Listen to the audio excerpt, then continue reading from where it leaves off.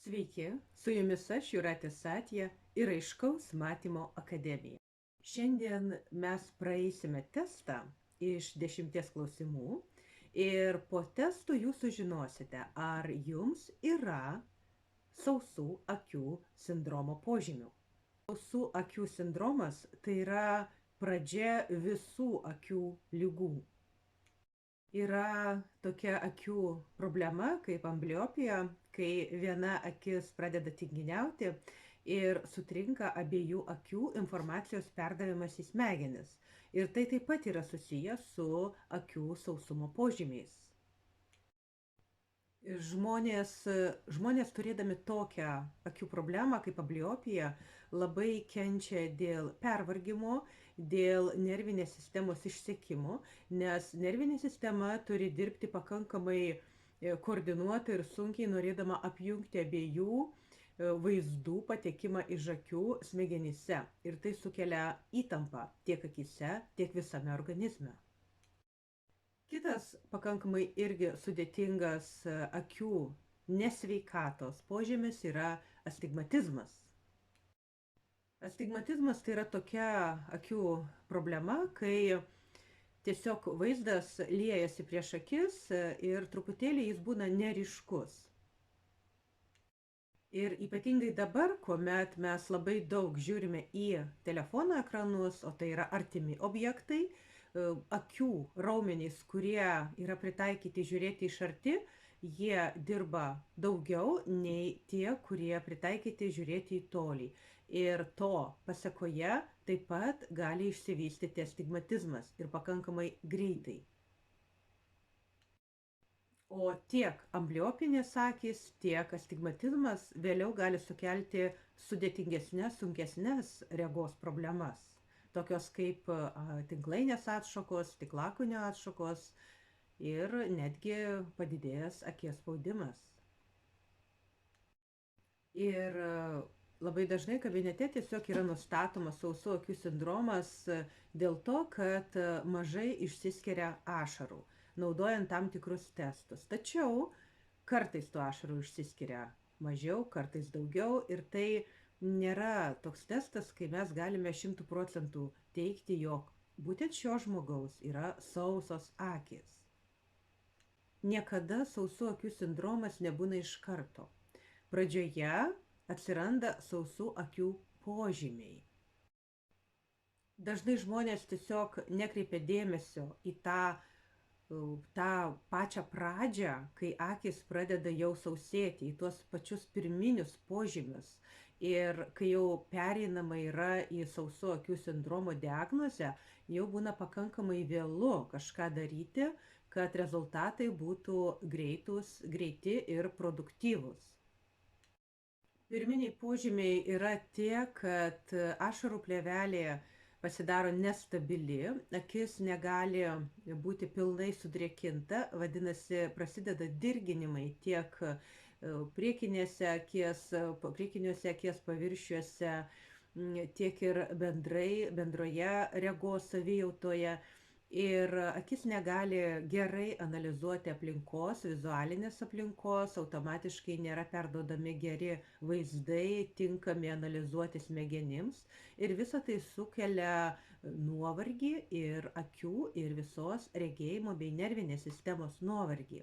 Tokia yra pradžia, pradedant sausėti akims. Esant sausai akiai, gali būti netikslus tyrimai, tokie kaip glaukomos ar kataraktos tyrimai, jie tiesiog netiksliai nustatomi vien dėl to, kad akis yra pernelyg sausa. Taigi dabar aš jūs kviečiu atlikti testą ir pasianalizuoti save, savo regėjimą, savo akis, nusistatyti, ar jūs turite sausas akis, ar einate link to. Ir jeigu taip yra iš tiesų, ką tokio daryti, kad viso to išvengti? Pirma, ar jaučiate jūs, kad jūsų akys tarsi pripiltos smėlio? Antra, Ar jaučiate jūs graužimą akise? Trečia, labai svarbus požymis. Ar būna jums kartais taip, tarsi regėjimas apsiblaustų, tarsi jie aptraukia rūkas? Nes labai dažnai žmonės šitą požymį painioja su kitomis problemomis akių. Tai ir su suprastėjusiu regėjimu, ir su akių lygomis. Taigi, ar jaučiate kartais, kad jūsų regėjimas apsiblausia, apsitraukia rūku? Ketvirta. Ar jaučiate jūs, kad jūsų akys yra sudirgintos? Tie sudirginimai gali būti kiekvienam skirtingi, bet kokiu atveju tai yra sudirginimas, tai yra nemalonus pojūtis akise, dirglumas akių. Ar jaučiate tai? Šeštas punktas. Ar jaučiate jūs, ar pastebite jūs, kad jūsų akis dažniau arba rečiau, bet kokiu atveju ima ir parausta? Ar parausta jūsų akis? Tiesiog. Kitas klausimas. Ar būna jums kartais taip, kad tarsi atrodo, į akis kažkas įkrito? Kažkas įkrito, trupinėlis, blakstiena, plaukelis ir mėginate kažkaip ten išimti, bet tarsi nieko ir nėra, bet pojūtis toks. Tarsi ten kažkas yra įkritę. Ar būna taip? Kitas labai svarbus punktas, ar būna jums taip, kad pradeda skaudėti akis, tiesiog skausmas vienoje ar kitoje akyje ir taip dažniau, ar taip nutinka jums, nes labai dažnai žmonės tokius skausmus ima painioti su lygomis, kurių bijo, su glaukoma, su kitomis akių lygomis, būtent va štai tokį skausmą, kuris iš tiesų gali būti sausų akių skausmas. Taigi, ar jaučiate tokį skausmą akise? Tiesiog skausmą. Kitas labai svarbus punktas. Ar jums taip nutinka, kad tiesiog pradeda be jokios priežasties tekėti ašaros? Ir dažnai. Tiesiog ima ir bėga ašaros. Ar pastebite, ar būna jums taip? Ar pastebite jūs, kad jums tiesiog akis pradeda labai vargti? Dažnai vargti, tiesiog žiūrint televizorių, vairuojant, dirbant, skaitant, tiesiog ima ir pradeda vargti, joms negerai. Net jeigu tai būna dažnai, tai atkreipkite į šitą dalyką dėmesį. Ir paskutinis punktas, ar pastebite jūs, kad jaučiate akise diskomfortą dėl ryškios saulės, dėl vėjuoto oro, dėl patalpose veikiančių kondicionierių, tiesiog diskomfortą akise, va tuos nemalonius pojūčius dėl va štai šitų priežasčių. Taigi, jeigu jūs va štai šios požymius jaučiate, arba didžiąją dalį jų jaučiate ir jaučiate juos dažnai, tai jau galite pasižymėti, jog jūs turite sausų akių požymių.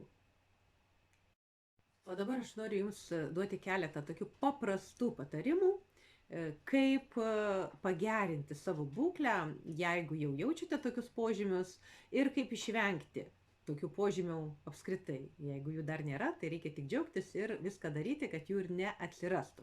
Taigi, pirmas pats paprasčiausias, bet labai veiksmingas yra būdas, tai yra akių masažas. Akių glostymas, akių masažas, švariais pirštais, taškinis akių masažas, maigymas aplink akis, akių vokų masažavimas pirštų pagalvėlėmis, antakių masažavimas ir visi akių masažo pratimai, kurių aš mokau savo paskaitose, jos galite irgi rasti mano YouTube kanale, laisvai prieinamuose paskaitose.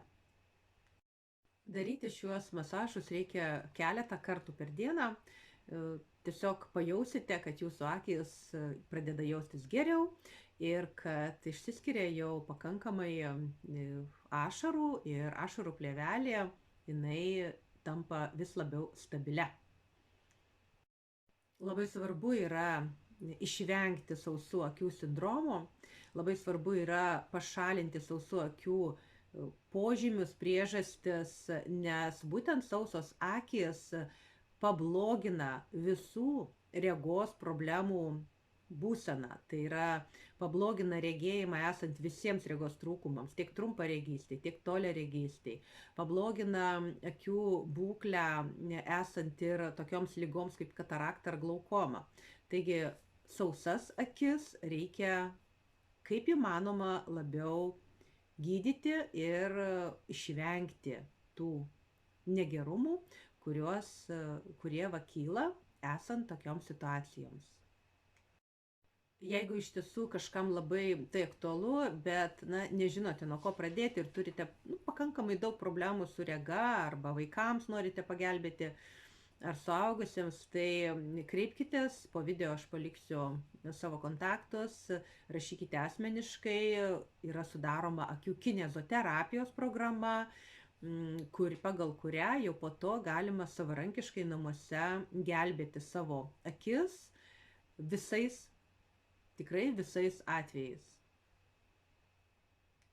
Dar ką jūs galite daryti, kad jūsų akis geriau jaustųsi, tai kaip įmanoma dažniau, kada tik turite progą, užsimerkite.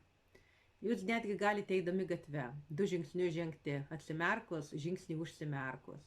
Kai jūs sėdite kažkur prie stalo, jūs turite minutėlę laisvo laiko, užsimerkite. Pasižiūrėkite į tolį, užsimerkite. Stenkitės duoti akims poilsio, užmerkti jas. Tai yra labai labai svarbu, nes užmerkus akis atsikuria daugybė struktūrų akies tinklainėje, smegenyse regėjimo zonoje, sausų akių sindromai nyksta ir akių užsimerkimas yra labai svarbi akių sveikatos dalis. Stenkitės kaip įmanoma dažniau, kur tik esate, kur tik galite, pabūti užsimerkę. Ir išmokite užsimerkti atsipalaiduojant. Tai yra lengvai užmerkti, lengvai atmerkti, lengvai užmerkti. Nereikia stipriai užmerkti, nereikia jėgos. Lengvai, mirksėkite lengvai ir užsimerkite lengvai ir atsimerkite švelniai. Kitas užsimerkimo būdas, jeigu jūs jaučiate, kad akis labai išsausėjo ir jums reikia jas greitai sutepti, greitai sudrėkinti, va čia yra tinkamas tas greitas, stiprus užsimerkimas. Tai reiškia, jūs stipriai užsimerkėt, stipriai kelis kartus užsimerkėt. Ir va tas stiprus užmerkimas, jisai padeda masažuoti užsimerkimo metu meibomo liaukutes, kurios yra apatinėme voke ir išskiria tokį riebalinį sekretą. O tas riebalinis sekretas jisai leidžia išsilaikyti ašarų plėvelį ant akies. Tai va šitas būdas, jisai greitai sutepa akis, bet jo piktnaudžiauti irgi nereikia, nes švelnus užsimerkimas jisai taikomas dažniau. Ir jeigu jums patinka šie mano patarimai, tai aš labai noriu, kad juos išgirstų kuo daugiau žmonių. Tai tiesiog paspauskite patiktuko ženkliuką, kad jie būtų labiau pastebimi šie mano video ir šie mano patarimai. Tai nepagailėkite tų patiktukų vien dėl to, kad tokiu būdu daugiau žmonių pastebi šią video medžiagą ir kitas video medžiagas, kuriuose aš dalinuosi gerais patarimais akių sveikatai. Tokie stiprus užsimerkimai akimis, jie masažuoja visą akį ir padeda išvengti akių spaudimo, padeda išvengti glaukomos ir tai labai gerai, nes jeigu mes ilgai būname prie artimų ekranų, palinkę prie stalo, prie knygų, prie kompiuterių, tai mūsų akise susidaro labai patogi terpė padidėti akies spaudimui akise ir tai yra rizikinga. Todėl tokie užsimerkimai, stiprus užsimerkimai, jie išmasažuoja, jie atpalaiduoja, jie atveria tuos kanalus akise ir lengviau nuteka skystis akies per abi akies kameras ir taip yra išvengiama padidėjusio akies spaudimo. Taigi tokios paprastos rekomendacijos. Naudokite jas kaip įmanoma dažniau. Įsirašykite jas į savo dienotvarkės, į savo įpročių sąsiuvinėlius ir taikykite jas savo gyvenime. Su jumis buvo Jūratė Satja ir Aiškaus matymo akademija. Norintys asmeninio požiūrio ir savo akių sveikatos gerinimui skirtų rekomendacijų, galite man parašyti asmeniškai aiškusmatymas@gmail.com arba tiesiog visą informaciją rasite mano internetinėme puslapyje www.juratesatja.eu. Iki ir gražių jums akių, gerų požiūrių, gerų žvilgsnių.